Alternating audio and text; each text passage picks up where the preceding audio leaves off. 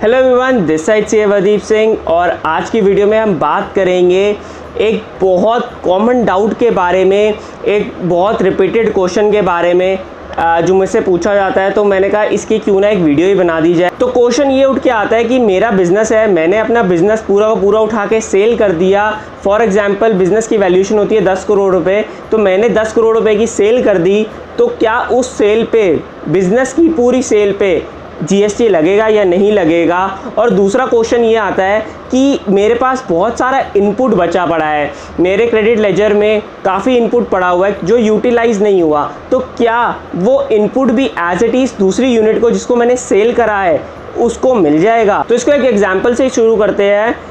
काफ़ी companies research and development का काम करते हैं और जब क्योंकि रिसर्च एंड डेवलपमेंट में बहुत ज़्यादा एक्सपेंसेस लगते हैं, बहुत ज़्यादा आपका खर्चा आता है, तो उसकी वजह से बहुत ज़्यादा आईटीसी एक्यूमुलेट हो जाता है। और जो सिर्फ रिसर्च एंड डेवलपमेंट का काम करते हैं उनकी आउटपुट लायबिलिटी जनरली नहीं होती, इसीलिए उनका आईटीसी एक्यूमुलेट हो जाता है। और बाद में होता क्या है, कोई और कंपनी इस रिसर्च एंड डेवलपमेंट वाली कंपनी को ख़रीद लेती है। मैं उन कंपनीज़ की बात नहीं कर रहा जिनका in house he research and development sector होता है, उस केस में ये सिचुएशन एप्लीकेबल नहीं होएगी। मैं एक आपको हाइपोथेटिकल एग्जांपल दे रहा हूँ जो कि काफ़ी इंडस्ट्रीज़ में होता भी है कि रिसर्च एंड डेवलपमेंट कोई और करता है और जब उसकी रिसर्च एंड डेवलपमेंट कंप्लीट हो जाती है तो उसको एज इट इज़ बिज़नेस को ख़रीद लिया जाता है। क्वेश्चन सबसे पहला ये आता है कि मान लीजिए मैंने एक R&D कंपनी को या मैंने किसी कंपनी को ख़रीद लिया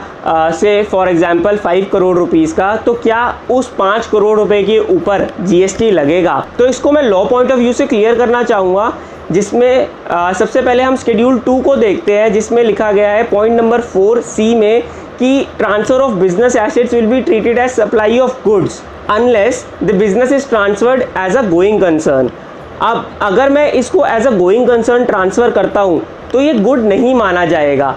और सेक्शन 2 की डेफिनेशन पे जाता हूँ सर्विसेज की, which says anything which is not a good is a service. तो मतलब if I transfer my business as a going concern then it will be treated as a supply of service. Further अगर मैं move करूँ तो मैं एक entry है notification number 12/2017 जिसमें ये क्लेरिफाई करा गया है, services by way of a transfer of a going concern of a business will be treated as a nil rated supply.